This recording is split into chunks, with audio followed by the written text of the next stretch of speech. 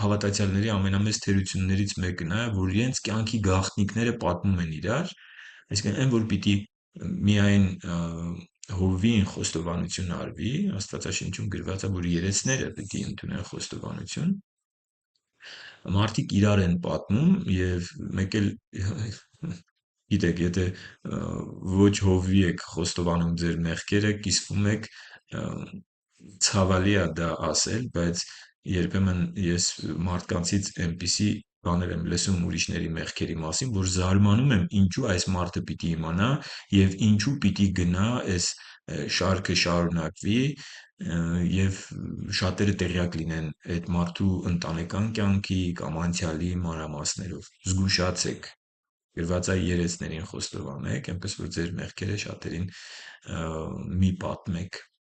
Դա հոգևորություն չի։